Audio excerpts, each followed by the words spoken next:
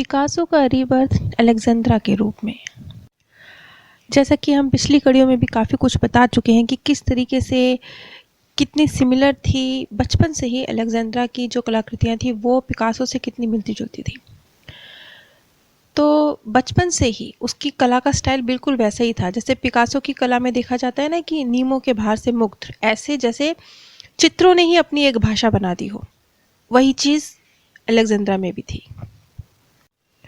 और जिस वक्त अलेक्जेंड्रा सिर्फ 9 साल की थी, वो एक छोटी बच्ची थी, उस वक्त भी मीडिया ने अलेक्जेंड्रा का नाम रख दिया था द पेटिट पिकासो। और जो उस वक्त बच्ची 9 साल की बच्ची की जो कलाकृतियाँ बनाया करती थी, ऐसे लगता था कि चित्रों को शब्दों के थ्रू बयां किया जा रहा है, चित्रों की अपनी एक भाषा बन गई है, ऐसे लगता था। बिल्कुल जैसे जो उसकी रूप था, जैसे क्यूबिस्ट तरीके से वो बनाया करती थी पेंटिंग, सेम पिकासो की तरह। 1999 में जब अलेक्जेंड्रा 14 साल की थी, तब अलेक्जेंड्रा ने ग्लोबल आर्ट इनिशिएटिव का नेतृत्व किया, जो कि संयुक्त राष्ट्र संघ द्वारा आयोजित किया जाता है, जिसमें 100 से ज़्यादा देशों के लोग भाग लेते हैं। और इसके बाद उन्होंने कई अमेरिकन शोज़ में और कई अंतर्राष्ट्रीय शोज़ में भी भाग लिया, जिसमें CBS, Sunday morning, NBC today, the Rosie O'Donnell show, SBC nightly news with Tom Brokaw और द ओपेरा विनफ्रे शो, ये सारे शो शामिल हैं जिसमें अलेक्जेंड्रा ने पार्टिसिपेट किया। आप गूगल पर इन्हें सर्च कर सकते हैं। अब सन 2006 में 6 की शुरुआत में वाल्टर ने जो अलेक्जेंड्रा की वेबसाइट दी गई थी उसके थ्रू जानकारी इकट्ठे करने की कोशिश की अलेक्जेंड्रा के बारे में और उनसे संपर्क करने की कोशिश करी। एक्चुअली तब तक उनसे संपर्क करना थोड़ा मुश्किल भी था, अलेक्जेंड्रा काफ़ी प्रसिद्ध हो चुकी है अपनी फील्ड में। उस वक्त उनकी उम्र 20 साल थी। तो उनका वाल्टर की जो मुलाकात हुई वो उनकी माँ से हुई, वियोरिका, उनसे उनकी मुलाकात हुई और उन्होंने पुनर्जन्म के विषय में जो वो शोध कर रहे थे इस विषय में उनको बताया। और वाल्टर को जो अलेक्जेंड्रा की माँ ने बताया, उन्होंने कहा कि मैं भी और मेरे पति भी अलेक्जेंड्रा से बहुत हैरान थे, क्योंकि हमारे परिवार में कोई भी कलाकार नहीं है, किसी में भी कलात्मक प्रतिभा नहीं है। और अक्सर हम सोचते थे कि ये कहाँ से इतना बड़ा उपहार लेकर आई है, कैसे इसके अंदर ये कला है जो हमारे खानदान में दूर दूर तक कहीं नहीं है। तब केविन ने और वाल्टर ने जो अपनी रिसर्च की थी उसके विषय में उनको बताया और कहा कि हम पुनर्जन्म के विषय में रिसर्च कर रहे हैं और इस तरीके से अलेक्जेंड्रा से मिलना चाहते हैं। और बहुत कुछ सिमिलैरिटीज़ हैं, उन्होंने वो भी एक्सप्लेन करी कि किस तरीके से लगता है कि जैसे अलेक्जेंड्रा पिकासो का रीबर्थ हो। तो उन्होंने ये भी बताया कि वो जो बोर्न अगेन नाम की पुस्तक लिख रहे हैं उसके लिए रिसर्च कर रहे हैं और चाहते हैं कि अलेक्जेंड्रा को भी उस बुक में शामिल किया जाए। तो उनकी मम्मी ने ये जवाब दिया कि वो अलेक्जेंड्रा से इस बारे में बात करेंगी, उसके बाद आपको जवाब देंगी। उसके बाद उनकी मम्मी ने थोड़े दिनों बाद फ़ोन किया केविन को और वाल्टर को और उनको कहा, एक शर्त रखी उनके सामने कि आपको अनुमति है अलेक्जेंड्रा से मिलने की, लेकिन ये जो आप अलेक्जेंड्रा पिकासो का पुनर्जन्म हो सकती है इस विषय की जो बात कह रहे हैं ना, ये आप कह रहे हैं, ये अलेक्जेंड्रा नहीं कह रही है। इस बात को मानकर आप अलेक्जेंड्रा से मुलाकात कीजिए। इस शर्त के साथ उन्होंने इजाज़त दे दी केविन को और वाल्टर को कि वो अलेक्जेंड्रा से मिले। खैर 2006 में लास वेगास में अलेक्जेंड्रा की एक एग्जीबिशन लगी, तो जिसमें केविन और वाल्टर भी शामिल हुए। वहाँ पर उनकी कलाकृतियों की बहुत कीमत लगी, बहुत बोली लगी, लगभग $1 लाख तक में भी उनकी जो पेंटिंग्स थी वो बिकी। वहीं पर एक मूर्ति भी रखी हुई थी, धातु की मूर्ति, जो 20 फीट लंबी थी और उसका शीर्षक था हेड्स एंड डव। अब जो पिकासो थे वो भी अलग अलग मीडिया के लिए काम करते थे और वो भी बहुत बड़ी बड़ी विशाल मूर्तियाँ ऐसी बनाते थे। पिकासो के अंदर ये हुनर भी था कि वो इससे की विशाल मूर्तियाँ बनाते थे। और पिकासो ने ही शिकागो के डेले प्लाजा में एक ऐसी ही मूर्ति जिसका कोई शीर्षक ही नहीं है, जिसे कोई शीर्षक, कोई नाम नहीं दिया गया, इस तरह की मूर्ति रखवाई भी हुई है। अब इसे क्या कहा जाए, क्या ये कोइंसिडेंट है कि ये चीज़ भी पिकासो की ही तरह अलेक्जेंड्रा में भी मौजूद है, धातु की कलाकृति? खैर अब आगे बढ़ते हैं। यहाँ पर उनकी मुलाकात अलेक्जेंड्रा के मैनेजर बेन से भी हुई, बेन वेलिटी। वो बचपन से ही अलेक्जेंड्रा के साथ रहे हैं, बाद में वो उनके मैनेजर बन गए। तो वो बड़े उत्साहित थे इस पुनर्जन्म का जो कॉन्सेप्ट था, इस चीज़ को लेकर जो जो खोजबीन चल रही थी। तो उन्होंने एक बात कही, उन्होंने कहा कि जब पिकासो अपनी मृत्युशैया पर थे तो उन्होंने मृत्युशैया पर एक बात कही थी कि एक छोटा बच्चा उनकी प्रतिभा के साथ जन्म लेगा। ये कहते हुए वो इस दुनिया से गए थे। और खुद बेन वेनिटी जो उनके मैनेजर थे, वो भी सोच रहे थे, उनके मन में भी ये ख्याल था कि कहीं वो बच्ची अलेक्जेंड्रा तो नहीं है। ये विचार उनके मन में था। खैर, एक कलाकृति जो बनाई अलेक्जेंड्रा ने, जिसका नाम था 11 सितंबर का दिन।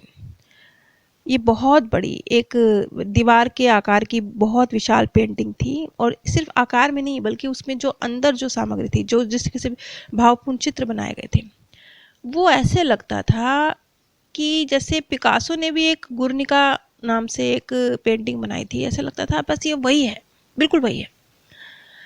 जो जिस तरीके से गुएर्निका में स्पेनिश शहर पर हवाई बमबारी हुई थी, उसका एक बहुत खौफनाक चित्रण पेश किया गया था उनकी कलाकृति में, वैसे ही 11 सितंबर के दिन वर्ल्ड ट्रेड सेंटर पर जो आतंक हुआ, जो विनाश हुआ, वो अलेक्जेंड्रा ने अपनी पेंटिंग में दिखाया। अब ये देखिए, ये दोनों पेंटिंग ही एक तरह से हवाई बमबारी हो रही है, विनाश को दिखा रही हैं, सत्य घटना को उकेरने की कोशिश कर रही हैं, और दोनों में बड़ी सिमिलैरिटीज़ है। दोनों पेंटिंग्स में आसमान से बाहें फैलाए मनुष्य दिखाए गए हैं।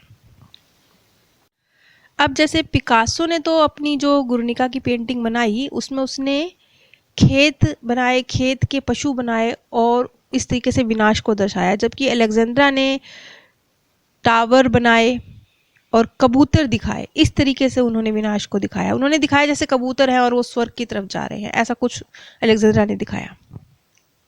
लेकिन जो लोग इस चीज़ के खिलाफ हैं, इस रिसर्च के, वो तो ये भी कह सकते हैं कि ये संभव है कि जो अलेक्जेंड्रा है वो प्रभावित हो पिकासो की कलाकृति से, और पिकासो की कलाकृति को देखकर उससे ही प्रेरणा लेकर उसने उस जैसी ही एक कलाकृति बना दी।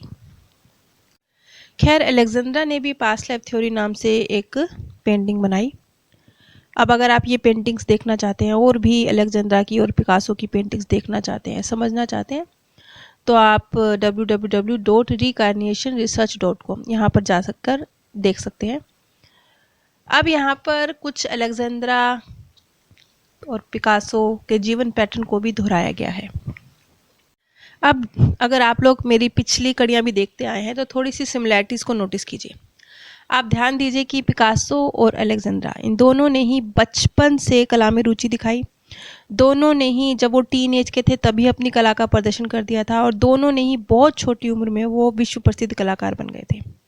दूसरी ओर अगर आप पाल गोगिन और पीटर टिम्पेक, इनका भी केस मैं जिक्र कर चुकी हूँ पिछली कड़ियों में, उनके केस पर नज़र डालेंगे तो दोनों ही जब वो युवा थे तो बहुत ज़्यादा लापरवाह थे, और वो दोनों ही विश्व यात्रा करने निकल गए थे, और फिर उन दोनों ने ही अपनी जीविका, जो व्यवसाय अच्छे खासे उनके चल रहे थे, उनको छोड़कर पेंटिंग की शुरुआत कर दी। और दोनों का ही जो ये शौक था, गोगिन का भी और पीटर का भी, जवान जब वो भरपूर वयस्क थे तब शुरू हुआ था। अब एक और पैटर्न नोटिस कीजिए। गोगिन की जो मृत्यु हुई थी ना, वो बिना मतलब गरीबी में हुई थी, कोई पहचान नहीं थी, सारी पहचान उनको मृत्यु के बाद मिली। पीटर आज भी जीवित हैं, अच्छे कलाकार हैं, लेकिन आज तक भी उनकी कोई पहचान नहीं है। ये पैटर्न भी दोहराया गया है। अब ये प्रकृति का कौन सा खेल है? लेकिन नहीं, ये भी दोहराया गया है। ये कुछ संस्कारों का खेल है, शायद काम करने का तरीका। क्योंकि जैसे ये दुनिया मार्केट है ना, यहाँ पर आपको बहुत बहुत ज्ञानी लोग मिलेंगे, बहुत बहुत जिन्होंने डीप रिसर्च करी हुई है या किसी कला में पारंगत है, लेकिन अगर उनको अपनी कला बेचनी नहीं आती, उसको कोई प्लेटफॉर्म देना नहीं आता, तो वो छिपे रह जाते हैं, हमेशा हमेशा अज्ञात से रह जाते हैं। और शायद यही चीज़ गोगिन और पीटर के मामले में भी ट्रांसफ़र हुई है। गोगिन में भी वो हुनर नहीं था, अपनी कला को एक प्लेटफॉर्म देना, लोगों तक पहुंचाना, क्योंकि आप में कोई हुनर है लेकिन आप उस हुनर को लोगों तक पहुंचा नहीं रहे तो आप नाकामयाब ही रहेंगे ना, चाहे आप कितने मर्जी बेहतरीन कलाकार होते रहें। ये चीज़ गोगिन में भी थी, ये चीज़ पीटर में भी है, आज भी है। आज भी पीटर में वो बात नहीं है, वो अपनी कला को प्लेटफॉर्म नहीं देख पा रहे अच्छी तरीके से, आज भी वो अज्ञात ही हैं। यहाँ मैं आप सबसे एक बात कहना चाहूँगी कि जैसे ये रिसर्च है, अब एक तो होती है बड़ी क्लियर कट रिसर्च उन बच्चों के साथ जिन बच्चों को अपना पास्ट बर्थ याद है और वो उनके बारे में बहुत कुछ बताते हैं। इस तरह की जानकारी देने वाली कई वीडियोस मैंने इसी श्रृंखला में बनाई हुई हैं। एक तो होती है वो रिसर्च, और एक रिसर्च होती है कुछ याद नहीं है व्यक्ति को, जैसे ज़्यादातर केस में होता ही है, 99% तो लोगों को याद ही नहीं होते ना, मतलब 0.1% लोग होते होंगे जिन्हें अपना पूर्व जन्म याद होता होगा, नहीं होते हैं। तो एक होते तो उस कैटेगरी के लोग हैं जिसमें उनको अपने पास्ट बर्थ याद है और उसके ऊपर रिसर्च की गई और उनके विषय में बताया गया। अच्छा ध्यान दीजिए, ये कौन लोग हैं? ये ज़्यादातर वो लोग हैं जो बहुत ऊंचे स्तर के तो नहीं हैं, मतलब कोई बहुत बड़ी सेलिब्रिटीज़ नहीं हैं, सामान्य लोग हैं, लेकिन उन्होंने अपने पास्ट बर्थ के बारे में बहुत कुछ बताया और आसपास के गांवों में जन्म लिया। बहुत सारे केस हैं ऐसे कि एक छोटे से गांव में थे, वो पड़ोस के छोटे से गांव में पैदा हो गए, वो उन्होंने बहुत कुछ बताया, बहुत मतलब बेहिसाब केस है। अब जब ये वाली रिसर्च है, इसमें थोड़ा सा फ़र्क ये है कि इसमें इस कॉन्सेप्ट को तो लिया ही गया है ना कि जो बच्चों को याद रहते हैं रीबर्थ, लेकिन एक चीज़ और ऐड की गई है कि बहुत सारे बड़े सेलिब्रिटीज़ हैं, उनमें कितनी समानताएं हैं जो उनको याद तो नहीं है। अब अलेक्जेंड्रा तो अपने आप को, मतलब अलेक्जेंड्रा ने कभी अपने आप को ये थोड़े कहा कि मैं पिकासो का रीबर्थ हूँ, नहीं कहा, लेकिन उसकी कलाकृतियों में, उसके तौर तरीकों में, उसके जीवन पैटर्न में, उसके स्वभाव में, उसके नैन नक्श में इतनी सारी समानताएं नजर आई कि लगा कि वो पिकासो का रीबर्थ है। तो इस तरीके से इस रिसर्च को अंजाम दिया गया है। यानी इस रिसर्च को भी आप दो पार्ट में डिवाइड कर सकते हैं। एक पार्ट वो जिसमें उन लोगों के केस का जिक्र है जिन लोगों को याद रहे हैं अपने रीबर्थ, दूसरा पार्ट वो जिसमें उन लोगों के केस का जिक्र है जो बड़े सेलिब्रिटीज हैं, जिनमें समानताओं के आधार पर इस चीज़ को समझा जा रहा है कि क्या वो रीबर्थ हो सकते हैं। बहुत सारी चीज़ों की खोजबीन की जा रही है, लेकिन उन्होंने ऐसे कोई दावे नहीं करे हैं।